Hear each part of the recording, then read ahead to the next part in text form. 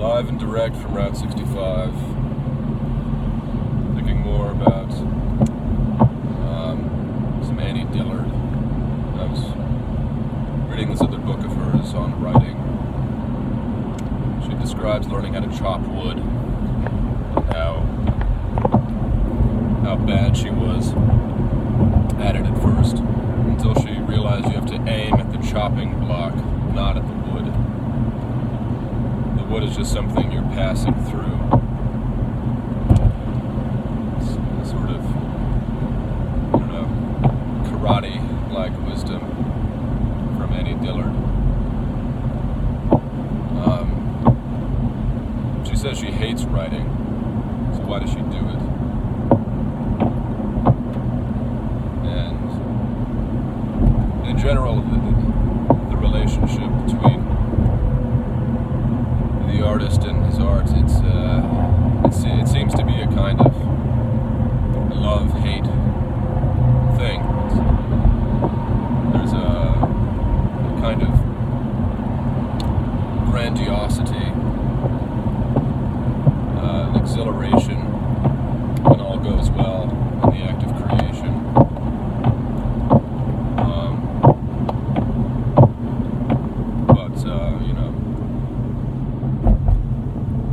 Leading up into that orgasmic state is a lot of inner torment and self-questioning and doubt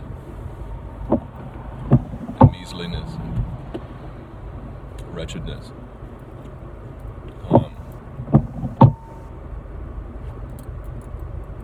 Seems sort of unavoidable. And it seems like someone who creates is always trying to kind of trick themselves.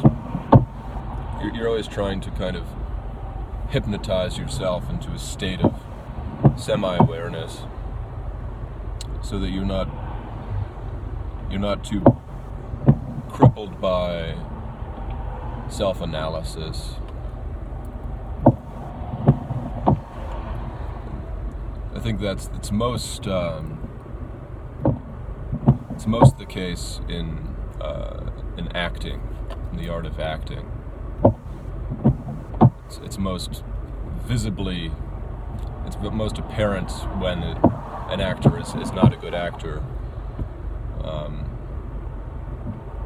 Because you can tell, you can just tell very easily when someone is wrapped up in their own head and is not acting spontaneous. The emotion is faked. There's a good video on YouTube of Dennis Hopper describing acting. He goes through this process when he's getting into character, and I think this is widely practiced and known, where he recalls some memories, some sadness, I think he uses his father's death as this kind of mental talisman by which he transports himself into, he tries to remember what was he wearing when he got the news, what was he hearing, was he seeing, bring all the senses into it to activate that memory as vividly as possible, kind of milk himself those emotions, bring himself into that raw emotional state. And then he snaps his fingers and he drops it. He drops into whatever character he's playing, and forgets about his father, forgets about the whole thing. But there's sort of a residue of that emotional state, which creates this very effective simulation of true emotion.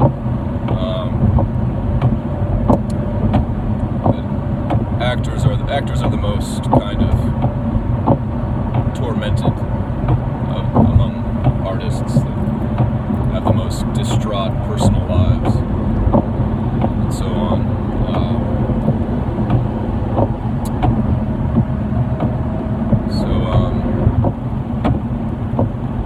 And Annie Dillard talks about writing in a similar vein. She talks about how you can find, if you press hard enough into your chest or abdomen, you find that sore spot of pain in yourself, and you press it until it draws blood, and then you can tap into that and bleed onto the page for years sometimes. But they do wear out, these things. So there's kind of a continual strange relationship there.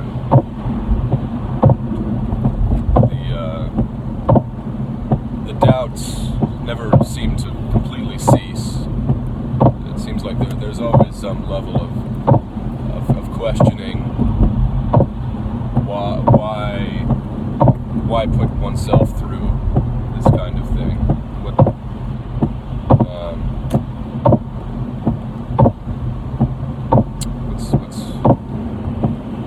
Is there really meaning, and is it worthwhile? Is it deserving of praise?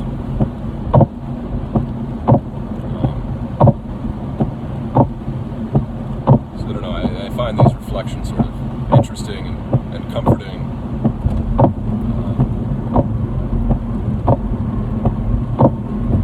Because throughout my life, whether badly or not, sometimes not so badly, I have a compulsion to create things, and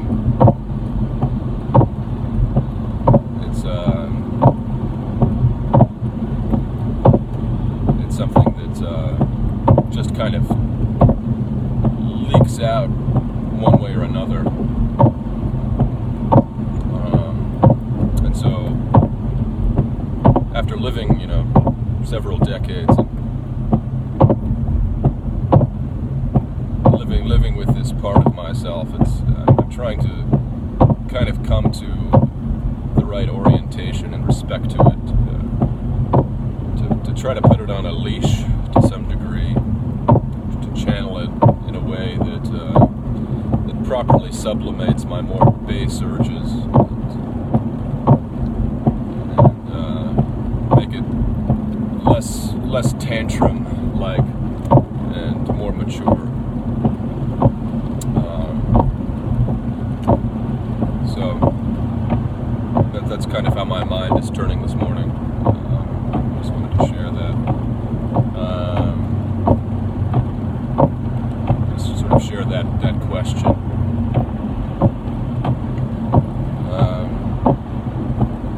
About where it all turns. I was recently at a monastery with these nuns, and I tried to pray, and I found it very difficult. And I think I prayed very badly, or less than I feel that I ought to have.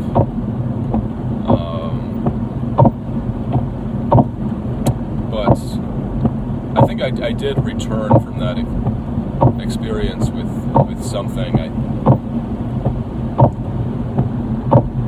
I just had this sort of feeling of isolation and this very raw emotional state where I saw very clearly that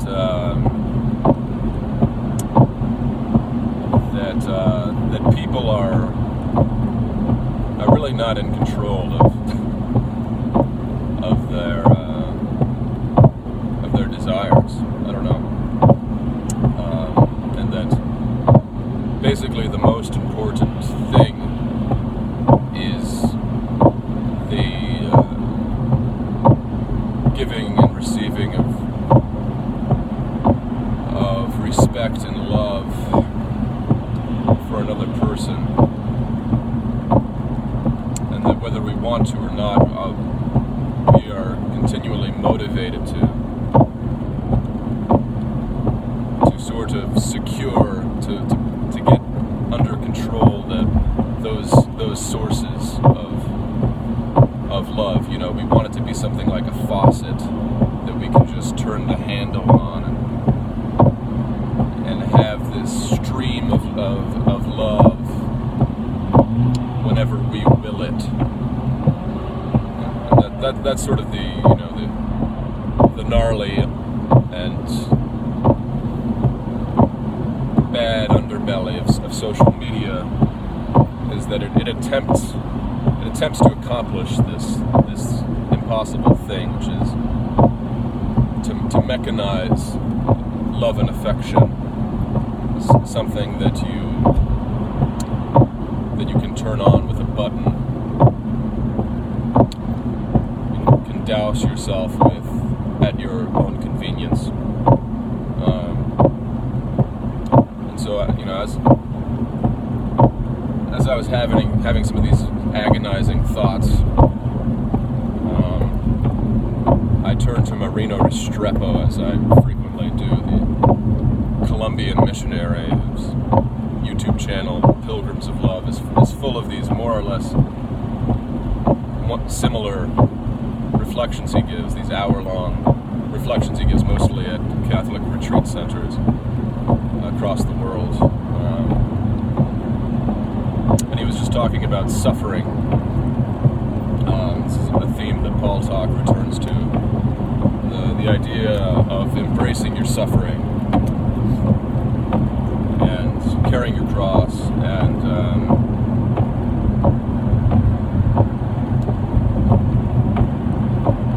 having a smile, or in spite of everything,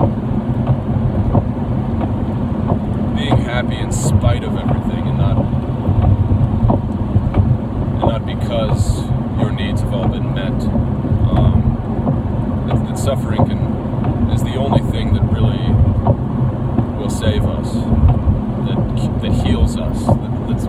That was the basic point of the talk. That suffering is healing, is medicine, and it's really the only thing that will heal the wounds that we have. But it will only do this really if you embrace it. If you try to fight it, if you try to take painkillers and drive it away, or distract yourself, you're hindering the curative effect of the suffering. It's just a total paradox of a thing, When you embrace it, it's like the doctor's needle. It goes in and it hurts for a while, and then it becomes transformed, and you start to be healed. And if you try to reject it, if you try to push away your own suffering, it just doubles back on you, more and more powerful. And so it's just, it's the most frustrating thing. And I don't know. So there's that, and that whole experience is more fundamental than whatever it is one is trying to do when one paints or writes or acts or engages in any kind of art. That piece has to come first. Really, that's the foundation of right living. Really, it concerns your relationship to God and to your neighbor. And that comes first, and once that comes, then you can have, only then really can you have the possibility of something like an authentic art, where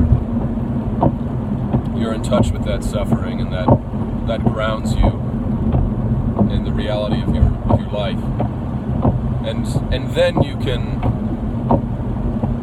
be free, and then you can play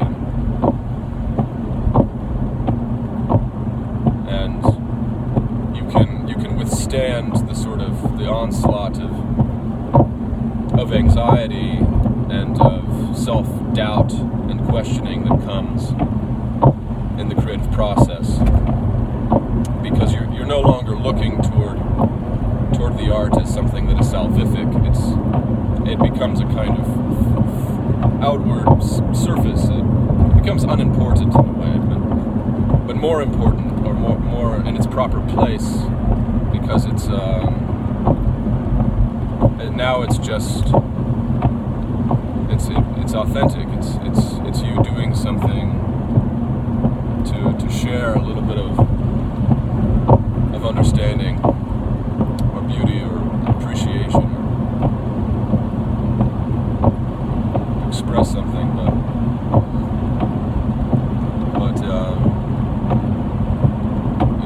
it's a continual act of improvisation, because suffering never really ceases entirely. And so as soon as you solve one puzzle of suffering, and you square the perimeter, secure the gates against one type of suffering, it goes deeper, and you experience deeper, more profound levels of pain and anguish. Because it's the whole process. All the suffering is coming from God, and it's trying to heal the wound of original sin, which just, it's sort of endless. It goes so deep into us. It goes deep into God as we are conformed to Christ and to His passion. And so, as a result, the relationship to art also is kind of endless and never seems to resolve itself entirely. And but just because it doesn't resolve itself doesn't mean that there isn't maturation and increased ability to cope and to manage it, and to do so with grace. The suffering might still be there, but you can act in spite of it. And I don't know. At least that's the hope. To be in harmony with it. That's really the hope. And to not be controlled by